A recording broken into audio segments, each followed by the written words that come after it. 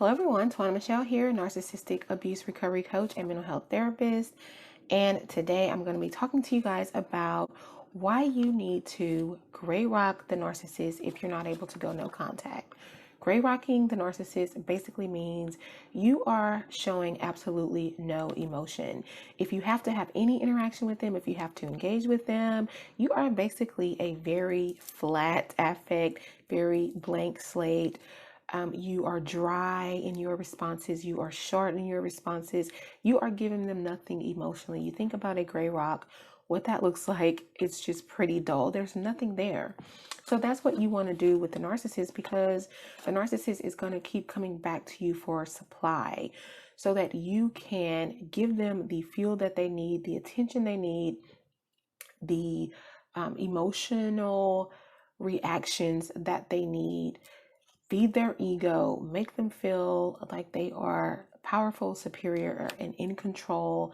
And they do this by seeking out those who will meet those needs for them and just continue to help them maintain that narrative and that false, grandiose self that they have created. So you don't want to give them any of that because you don't want to play a role. You don't want to enable the narcissist. You don't want to continue to be the narcissist victim. So you don't want to give them anything. You're basically, if you can, going no contact. If you're in a situation where you can't, let's say you are co-parenting with a narcissist, or maybe you have not yet left the relationship with a narcissist for whatever reasons, or you have some type of arrangement with the narcissist where you have to see them, have to have contact with them. Maybe we're talking about a family member who you have been unable to completely cut off, or whatever it is, whatever the case may be. If you still have any contact with your narcissist, then you don't want to give them any emotion because they thrive off of that and it keeps them coming back, and we don't want them coming back. We are really trying to get rid of these people for good if we can. And again, if we can't, we're using this method called gray rocking. I did not create this term. I don't remember who did, but it's something that is definitely used in the narcissistic abuse community.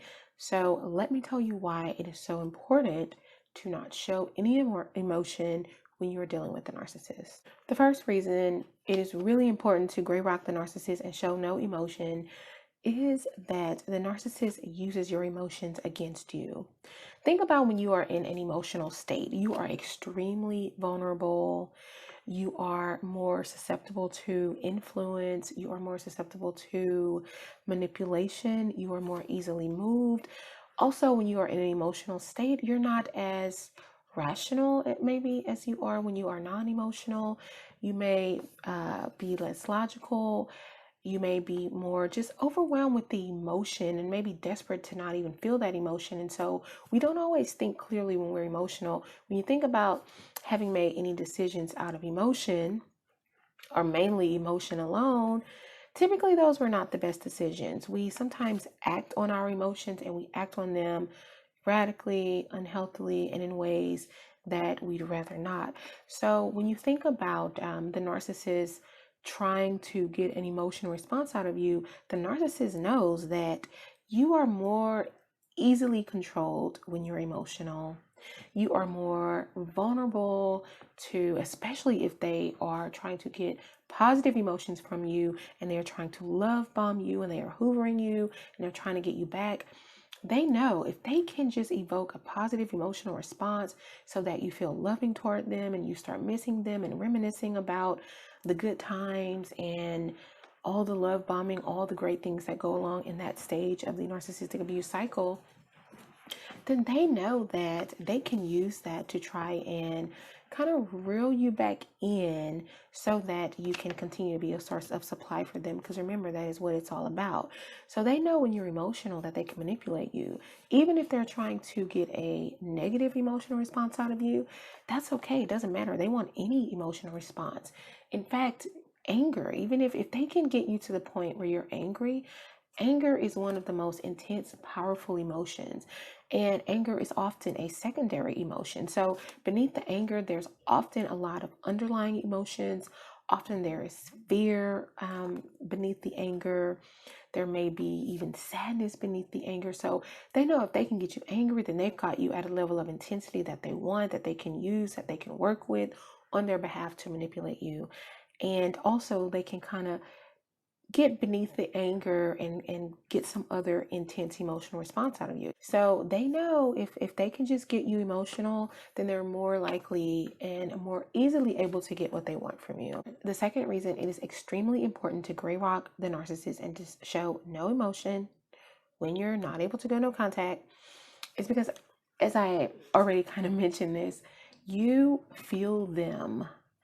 They thrive off of it. When you give them an emotional reaction, this gives them power, or at the very least, this makes them feel powerful. They know that they've got you. So think about, a car, right? We have to fuel our cars with gas so that they can continue running. When the car runs out of gas, the car is not going anywhere. So for the narcissist, human beings who give them emotions, human beings who give them emotional responses, human beings who meet their needs in any way, become their gas, right? Human beings who believe their lives, who see them in this false, superior, grandiose way that they see themselves. These people are the gas to their vehicle. And so when you are giving them an emotional reaction, you are basically giving them fuel. You are basically putting gas into that car so that that engine can keep going. So you don't want to give them that. You don't want to be their supply. And also, you don't want to enable the narcissist to continue their narcissistic abusive behavior. You don't want to fuel them. They, again, because you are more easily manipulated and vulnerable in that emotional state, they feel like they have power over you. And in some instances, they do, right? We've all been there. We've all given in to the narcissist, and we've all regretted it later and just asked ourselves, why did we do that? Why did we go there? We know these people are master manipulators. They are skillful at it. And we give away so much of our power when we take their bait, when we let ourselves be manipulated by them, when we give into their tactics. We have to remember who they are at all costs. And they will try anything, extremely desperate attempts to get an emotional reaction out of you because they need the fuel. They need you to keep them going. They need that feeling of power. They need it to thrive. And when you give them that emotional reaction, you've given them that power that they need in that moment. And the fourth reason it's extremely important to gray rock the narcissist and don't show any emotion is that when we are engaging with these people emotionally, we are maintaining the trauma bond. We are trauma bonded to these people. We get bonded to them through their hot and cold, inconsistent, positive reinforcements that we get from them. The breadcrumbs, right? Think about the breadcrumbs. You don't know when the breadcrumbs are coming. You don't know what it's going to be like, but you know that at least I get something, right? I'm getting something from them. I'm getting breadcrumbs, but at least I'm getting to eat. At least they noticed me. At least they took the time out just to acknowledge me and give me a little bit of something, and that keeps us going. And so we're always chasing that. It's like an addict always chasing that first high. Well, that's what happens when we become addicted to these people, and that's what happens when we're trauma bonded. We are in a state of highs and lows, ups and downs, hot and cold emotion with these people. And for us, I mean, it's spikes in adrenaline. The spikes in adrenaline when they start with the love bombing, when they give us the breadcrumbs, waiting for that, trying to get that again, feeling hurt, feeling down, feeling sad, feeling angry when they start to devalue us and abuse us, but then being rescued by them. So now the same person who hurt me is the person who saves me. The same person who damages me is the same person who rescues me and becomes my hero. So which is it? When you're trauma bonded, it's both. It's confusing. You're in a state of cognitive dissonance. You have these two competing beliefs about these people. And like an addict with his drug, we like it, right? We want it. We feel like we need it. And so we're going to gravitate toward those distorted, faulty, positive beliefs that we have about them rather than saying the truth about who they are until we eventually get to that place where there is no denying that we're dealing with a narcissist and they're not going to change. But we maintain that cycle, that addiction, that trauma bond that we have with these people when we give into their emotional baits. Because now we are creating that same dynamic, whether it's fighting, whether it's, more positive types of interactions. It doesn't matter. We are still getting an emotional reward. We are still creating that adrenaline. If it's through the fight, if it's through physical affection with them, it does not matter. We are feeding that trauma bond when we go there with the narcissist. So we don't want to do that. We're trying to break the trauma bond.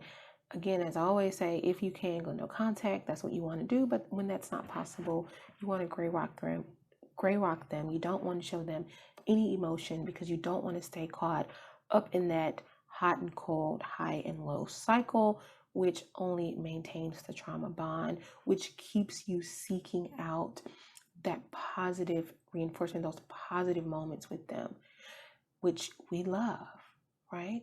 Because sometimes when they bring it, they bring it. Sometimes they breadcrumb you, but sometimes they go all out.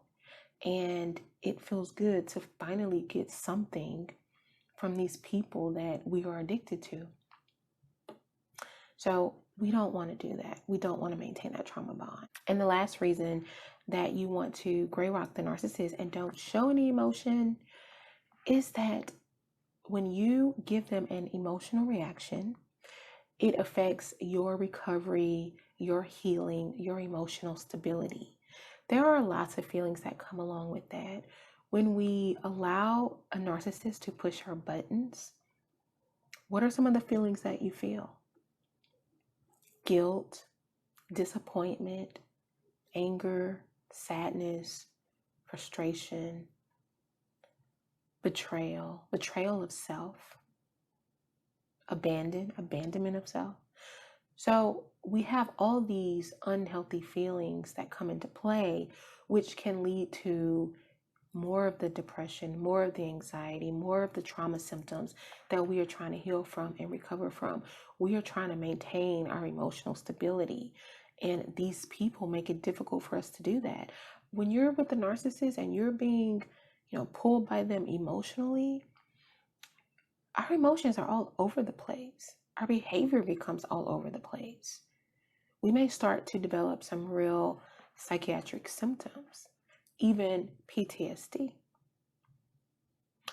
So it's really important to focus on your own healing, your own recovery, not give in to these people. Do not allow them to get emotional response from you. And the more you do the work on yourself, the more you're going to get to where they can't get an emotional response out of you, because you see them for who they are.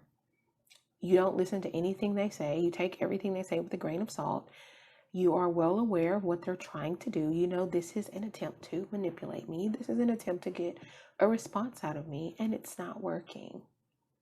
We grieve our loss and work through our positive feelings about them so that we're not feeling like we're in love with them anymore. And it just makes a big difference. So keep doing the work on you. And that's how you're going to really be able to avoid taking the bait from these people and giving them the emotional reaction that they're trying to get from you. So guys, let me know in the comment section down below how you try to avoid giving the narcissist an emotional reaction if you have to have some type of contact with them.